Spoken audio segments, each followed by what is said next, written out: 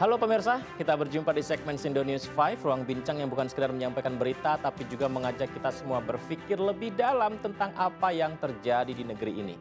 Pemirsa, ambisi besar, krisis yang menuntut aksi nyata mendominasi perhatian kita hari ini. Di tengah ramainya bursa pelatih timnas dengan munculnya nama besar John Herdman, kita juga menyoroti perjuangan rakyat kecil yang menanti kejelasan pencairan BSU secara bertahap.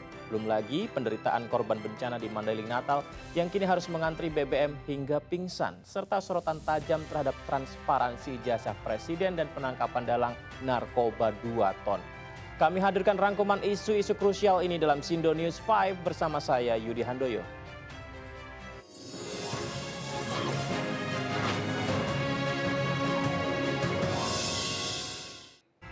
Pemirsa, bantuan subsidi upah atau BSU senilai Rp300.000 per bulan dijanjikan cair bertahap mulai Desember ini bagi jutaan pekerja di tengah lonjakan harga kebutuhan pokok. Uang tunai ini tentu saja terasa seperti angin segar yang melegakan. Namun pemirsa, kita harus bertanya mengapa pencairan ini harus dilakukan secara bertahap, kenapa tidak sekaligus? Masalah birokrasi yang berbelit dan lambat dalam menyalurkannya kepada masyarakat, bantuan sudah menjadi rapor merah. Angin segar atau sekedar pemanis akhir tahun. Hati-hati, jangan sampai niat baik ini justru tercoreng oleh praktik penundaan yang merugikan. Kita tidak ingin ketidakpastian ini malah menambah beban dan kekhawatiran bagi para buruh di akhir tahun. Kita sebagai publik harus mengawal ketat implementasi kebijakan. Nilai Rp300.000 memang jauh dari ideal untuk menutup jurang inflasi sehingga besaran BSU ini rentan sekali dianggap sebagai pemanis politik semata menjelang tutup tahun, bukan solusi fundamental ekonomi. Pemerintah wajib memastikan data penerima valid tepat sasaran dan yang paling penting proses pencairan di lapangan harus berjalan mulus tanpa ada potongan liar. Dan ingat pemirsa, janji tinggal janji jika implementasi di lapangan ternyata masih menyisakan masalah. Kita menuntut ketegasan, transparansi, kecepatan dari pemerintah agar dana BSU benar-benar menjadi daya ungkit ekonomi rakyat, bukan sekedar janji menguap begitu saja. Kita ke informasi berikutnya pemirsa, hati kita terenyuh melihat Mandailing Natal. Setelah dihantam bencana banjir dan juga longsor yang merenggut segalanya, kini warga harus menghadapi penderitaan berlipat ganda. Mereka harus berjuang keras hanya demi mendapatkan kebutuhan dasar, yakni bahan bakar. Ya, kita coba lihat ini gambarnya, bayangkan pemirsa, panjang sekali antrian. Ini semua mengular sangat panjang demi mendapatkan bahan bakar. Bertaruh nyawa antri BBM 10 km setelah bencana. Ya, antrian kendaraan mengular hingga 10 km, bahkan ada seorang ibu yang jatuh pingsan. Ini bukan sekedar antrian, ini adalah potret nyata perjuangan heroik melelahkan, di mana warga rela tidak tidur semalaman karena takut antrian diserobot. Ketahanan mereka memang luar biasa, namun ini sekaligus jadi kritik keras atas lambatnya pemulihan pasca bencana. Maka sudah saatnya fokus kita beralih, kecepatan pemulihan akses logistik harus menjadi prioritas utama. Keterbatasan kuota, terhambat pasokan BBM. Meskipun alasannya karena jalur depo terputus, situasi yang sangat sulit di sana. Ini alasan-alasan seperti ini melumpuhkan denyut nadi ekonomi warga Madinah. Namun bukankah pemerintah dan pihak terkait memiliki infrastruktur untuk bisa mengatasinya? Pemerintah dan pihak terkait tolong lihat antrian panjang ini bukan hanya sebagai masalah teknis distribusi, tapi sebagai luka baru yang mendalam bagi para korban. Warga butuh kepastian, bukan cuma janji.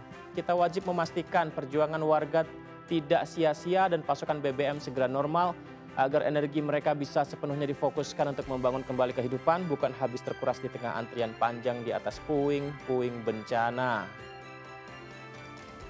10 pagi itu? Ya, 10 pagi. Belum dapat minyak juga? Belum dapat minyak sama sekali. Berarti ini antriannya masih panjang, Bu, ya? Iya, tadi masuknya sekitar jam 11-an, tapi cuma ini kan ditunggu sampai jam 10 memang nggak dapat. Nggak dapat? Jadi dapat nggak kira-kira Ibu nanti minyaknya ini, saking ramainya antrian ini? Insyaallah, mana tahu, mudah-mudahan dapat. Dapat, Bu, ya? Malam udah ngantri dari pom bensin Egor sini memang nggak dapat sampai sekarang. Semoga saja pasca bencana ini kondisi warga semakin pulih ya, dan pemerintah bantuannya tepat sasaran. Tidak ada lagi drama-drama.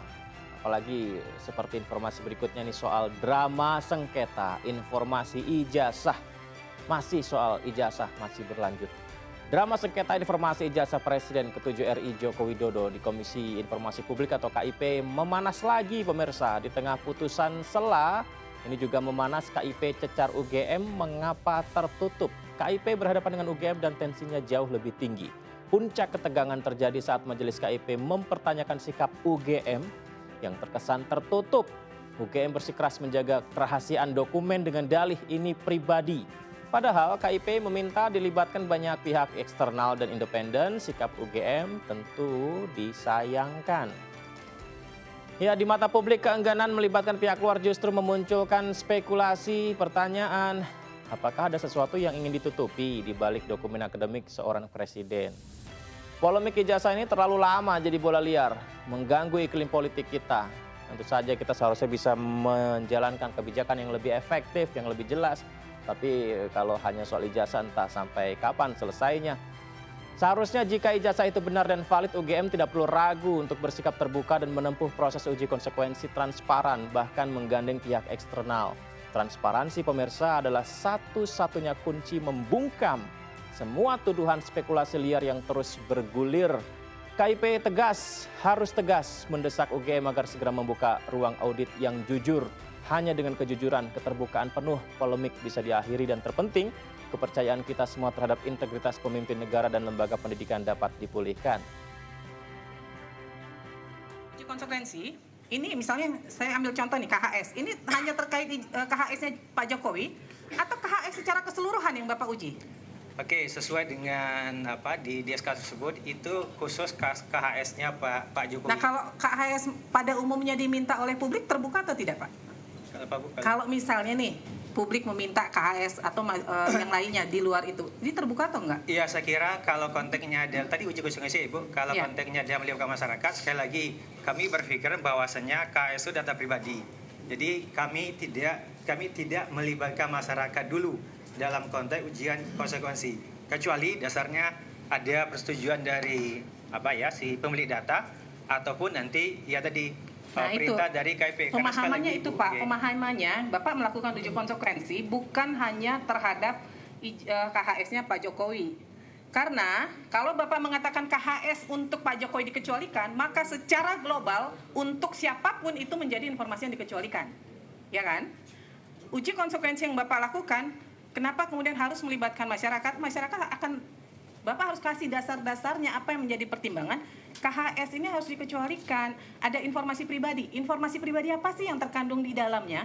Kan tadi saya udah bilang, tidak mesti dokumennya Bapak tunjukkan kepada pihak masyarakat. Tapi kemudian dilakukan kajian bersama antara UGM dengan pihak eksternal. Sejauh mana sebuah informasi itu kemudian akan dikecualikan gitu loh. Dampaknya apa? Ibu, kalau misalnya Ibu, di situ ada pakar gitu ya. Saya kira pakar itu juga bagian dari masyarakat gitu ya. Nggak bisa Pak, itu kan maka tadi saya tanya pakar ahli hukum ini dari UGM atau bukan?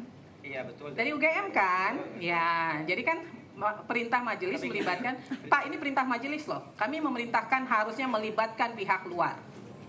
Gitu loh, Ya, tapi Bapak tidak melakukan. Ya, gitu. sekali lagi Bu, kami berangkat dari sikap yang kehati-hatian, yang notabene itu juga Apa? Kita tinggalkan dulu pemirsa urusan ijazah. Setelah 6 bulan menjadi hantu di daftar buronan internasional, Dewi Astutik atau yang dikenal sebagai Mami dalam penyelundupan 2 ton sabu senilai 5 triliun rupiah akhirnya takluk di Kamboja.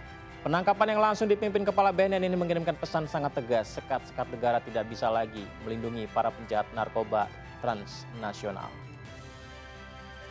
Kisah Dewi bermula konon saat ia menjadi TKI hingga menjadi aktor utama jaringan Golden Triangle. Menunjukkan betapa masif dan terstrukturnya sindikat ini. Namun keberhasilan operasi senyap lintas negara tidak boleh berhenti pada euforia penangkapan semata. Pertanyaannya, seberapa dalam akar jaringan ini tertanam di Indonesia? Momen penangkapan ratus sabu ini harus kita jadikan titik tolak, membongkar tuntas semua aktor yang terlibat. 2 ton sabu pemirsa, artinya potensi kehancuran jutaan generasi muda kita. Kini memegang kunci utama mengurai benang kusut kartel beroperasi dari Asia hingga Afrika. Kita menuntut BNN tidak hanya sekedar pamer tangkapan besar, tapi juga memastikan aset-aset sindikat Aset sindikat dimiskinkan dan semua jaringannya termasuk backing politik, oknum aparat yang mungkin terlibat dijerat dengan hukuman semaksimal mungkin. Karena ini adalah pertarungan yang serius melawan kejahatan yang paling merusak bangsa dan negara, tidak boleh kalah.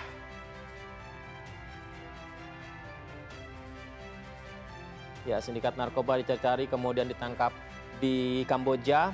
Satu hal juga yang dicari-cari adalah soal calon pelatih timnas Indonesia. Masih mencari, pemirsa, belum ketemu ini di mana pelatih timnas yang akan dicalonkan. Bursa calon pelatih timnas Indonesia semakin memanas dan memunculkan nama besar John Herdman, mantan arsitek timnas Kanada. Figur sekelas Herdman yang sukses membawa Kanada ke Piala Dunia 2022 setelah puluhan tahun absen bukanlah rumor biasa. Bahkan media internasional menyebut PSSI langsung berbincang bersama dengan John Herdman. Inilah dia sosoknya, pemirsa, John Herdman. Ini serius atau cuma icip-icip? Ya, jelas ini adalah sinyal ambisi PSSI mencari sosok dengan track record yang mendunia. Seorang manajer terbukti mampu membangun fondasi tim dari nol.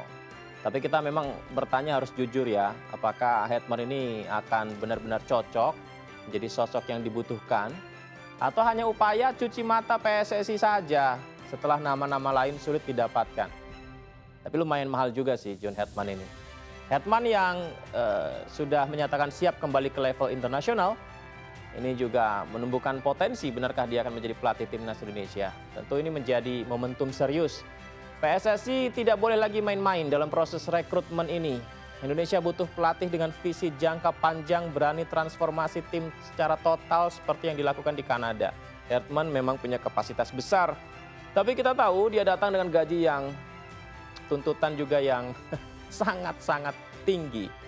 Masyarakat menuntut kejelasan, transparansi, segera putuskan, berikan kontrak sesuai dengan target ambisius, atau biarkan pelatih sekaliber Herdman hanya sekedar menjadi nama yang tanda kutip menggoda saja dan segera menguap dari bursa.